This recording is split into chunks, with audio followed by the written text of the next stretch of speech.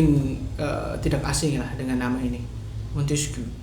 Sebenarnya dia punya nama yang begitu panjang ya. Charles Louis II Baron de la Pret et de Montesquieu.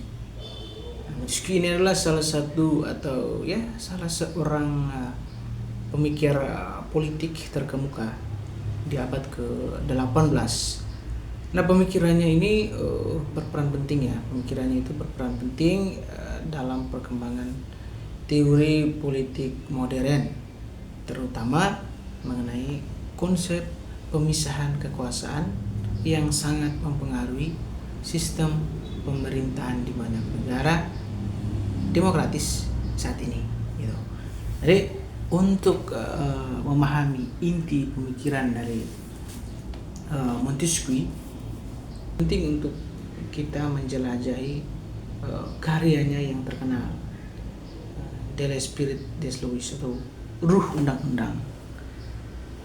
Nah, dari konteks historis dan filosofis, Montesquieu ini lahir di tahun 1689 di Prancis, di mana negara Prancis waktu itu berada di bawah pemerintahan absolut Raja Louis ke-14. Nah, pemerintahan yang absolut ini di mana raja itu memiliki kekuasaan yang tidak terbatas. Kemudian oleh karena itu pada akhirnya mengilhami Montesquieu untuk mengeksplorasi cara-cara di mana kekuasaan itu bisa dibatasi dan disebarkan untuk mencegah yang namanya tirani. Nah, pemikirannya juga dipengaruhi oleh penulis-penulis seperti John Locke yang ya saya sudah bahas di dalam YouTube ini. Kemudian ada juga pemikir Yunani kuno ya seperti Aristoteles. Nanti saya akan bahas tentang Aristoteles ini. Nah, ide inti dari inti pemikiran dari Montesquieu ini adalah berkaitan dengan yang tadi saya sudah singgung, pemisahan kekuasaan. Jadi konsep pemisahan kekuasaan yang dimaksudkan Montesquieu dalam De l'Esprit des Lois atau undang-undang tadi, Montesquieu itu berargumen bahwa untuk mencegah kekuasaan yang sifatnya terpusat, nah, dan juga mencegah yang namanya tirani, maka kekuasaan pemerintahan itu harus dibagi menjadi 3 cabang yang terpisah namun saling mengawasi dan menyeimbangkan, yaitu yang kita kenal dengan eksekutif, legislatif, dan yudikatif. Nah, cabang eksekutif ya bertugas untuk menjalankan undang-undang. Cabang legislatif bertugas untuk membuat undang-undang, dan cabang yudikatif itu bertugas untuk menafsirkan dan menerapkan undang-undang. Jadi Montesquieu ini dipercaya bahwa pemisahan kekuasaan tadi, eksekutif, yudikatif, dan legislatif tadi, itu akan menciptakan sistem yang saling mengawasi dan menyeimbangkan, di mana masing-masing dari 3 cabang kekuasaan tadi akan mengawasi cabang lainnya untuk memastikan bahwa tidak ada satu cabang yang menjadi terlalu kuat atau lebih dominan. Nah, gagasan ini sangat dipengaruhi dalam pembentukan konstitusi di banyak negara, ya, terutama ya Amerika Serikat dan Indonesia tentunya. Lalu bagaimana pengaruh geografi dan iklim dalam pandangan Montesquieu? Jadi salah satu aspek yang menarik dari pemikiran Montesquieu adalah teorinya tentang pengaruh geografi dan iklim terhadap karakter masyarakat dan juga bentuk dari pemerintahan. Montesquieu berpendapat bahwa iklim dan geografi suatu wilayah itu dapat mempengaruhi kebiasaan, budaya, dan bahkan hukum masyarakatnya. Ya, kita kenal ya, ada istilah ubi societas ibidem, itu di mana ada masyarakat, di situ ada hukum. Nah, misalnya ia mengklaim bahwa masyarakat di daerah beriklim panas itu cenderung santai dan kurang berenergi, sementara masyarakat di daerah yang beriklim dingin itu lebih giat dan keras. Nah, meskipun pandangan ini mungkin terdengar aneh atau bahkan tidak ilmiah menurut standar modern, akan tetapi pada masanya, pada zamannya, hal ini adalah upaya inovatif untuk bisa menjelaskan bahwa ada variasi sosial dan politik antar bangsa. Gitu. Jadi Montesquieu kemudian menggunakan teori ini untuk mendukung argumennya bahwa tidak ada satu sistem pemerintahan yang cocok untuk semua bangsa. Gitu. Dan sebaliknya, setiap bangsa itu harus mengembangkan sistem pemerintahan yang memang sesuai dengan karakteristik unik mereka. Gitu. Lalu bagaimana moderasi dan kebebasan? Montesquieu juga sangat menekankan pentingnya moderasi dalam politik. Bagi Montesquieu, moderasi adalah kunci untuk menjaga kebebasan dan mencegah penyalahgunaan kekuasaan. Nah, dalam pandangannya, kebebasan itu tidak berarti ketiadaan semua pembatasan, akan tetapi adanya hukum yang adil dan merata yang melindungi hak-hak individu sambil menjaga ketertiban sosial.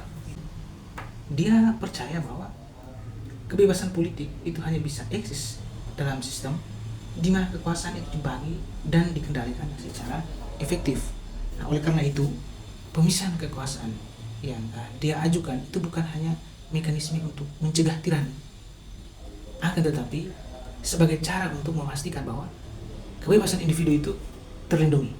Gitu. Jadi dalam pandangannya, hukum itu harus melayani kepentingan umum dan dibuat melalui proses yang harus melibatkan partisipasi dan persetujuan dari rakyat. Begitu. Lalu tadi kita bicara tentang pemisahan kekuasaan. Montesquieu juga dia berbicara mengenai jenis-jenis pemerintahan. Nah, Montesquieu ini mengklarifikasikan pemerintahan itu ke dalam 3 jenis utama: republik, monarki, dan despotisme. Nah, republik menurut dia itu bisa berbentuk demokrasi di mana rakyat itu secara langsung mengatur dirinya sendiri, atau aristokrasi di mana kekuasaan itu dipegang oleh sekelompok elit. Kemudian monarki adalah sistem di mana seorang raja itu memerintah berdasarkan hukum yang ditetapkan. Sementara despotisme itu sendiri adalah bentuk pemerintah di mana seorang penguasa itu memegang kekuasaan yang sifatnya absolut tanpa batasan hukum. Nah, Montesquieu menganggap bahwa republik itu sebagai bentuk pemerintahan yang ideal. Namun sebenarnya ia juga menyadari bahwa tidak semua masyarakat itu siap untuk bentuk sistem pemerintahan republik tadi. Jadi menurut Montesquieu sendiri, republik itu hanya bisa berhasil dalam masyarakat yang memang memiliki kebajikan sipil dan tingkat pendidikan yang tinggi. Sedangkan monarki di sisi lain itu dianggap lebih cocok untuk masyarakat yang lebih besar dan lebih beragam, asalkan ada hukum yang bisa membatasi kekuasaan raja. Sedangkan untuk despotisme itu bagi Montesquieu adalah bentuk pemerintahan yang paling berbahaya. Mengapa? Karena cenderung menindas dan juga merampas kebebasan individu. Itu. Lalu bagaimana pengaruh terhadap pemikiran politik modern? Jadi pemikiran Montesquieu itu sebenarnya telah memberikan dampak yang signifikan terhadap perkembangan teori politik dan pemerintahan modern. Nah, konsep pemisahan kekuasaan yang dia ajukan itu menjadi landasan bagi banyak konstitusi negara demokratis, termasuk Indonesia. Nah, para pendiri Amerika Serikat itu sangat dipengaruhi oleh idenya ketika mereka merancang konstitusi Amerika Serikat, terutama dalam penciptaan sistem check and balances yang memastikan tidak ada satu cabang pemerintahan yang dapat mendominasi yang lain. Nah, selain itu, ide-ide Montesquieu tentang pengaruh geografi dan iklim, meskipun ya sekarang dianggap kurang valid, akan tapi telah membuka jalan bagi studi-studi lanjutan tentang hubungan antara lingkungan dan struktur sosial politik. Jadi pemikirannya tentang moderasi dan pentingnya hukum yang adil dan merata itu juga tetap relevan dalam diskusi-diskusi modern tentang demokrasi dan hak asasi manusia. Jadi kesimpulannya bahwa Montesquieu adalah seorang pemikir yang karyanya telah memberikan kontribusi besar terhadap pemahaman kita tentang pemerintahan dan politik. Nah, dengan menekankan pentingnya pemisahan kekuasaan, moderasi dan hukum yang adil, sebenarnya dia telah membantu konsep-konsep dasar yang mendasari banyak sistem demokratis di dunia saat ini. Nah, meskipun beberapa teorinya mungkin tidak lagi relevan, akan tetapi inti dari pemikirannya itu tetap menjadi pijakan penting dalam studi ilmu politik dan filsafat politik. Melalui karyanya, Montesquieu telah meninggalkan warisan yang terus mempengaruhi cara kita memandang dan merancang sistem pemerintahan yang bertujuan untuk melindungi kebebasan individu dan mencegah penyalahgunaan kekuasaan. Gitu. Jika Anda suka dengan pembahasan saya ini, silakan klik subscribe dan tunggu pembahasan-pembahasan yang lainnya. Sampai jumpa lagi di pembahasan selanjutnya.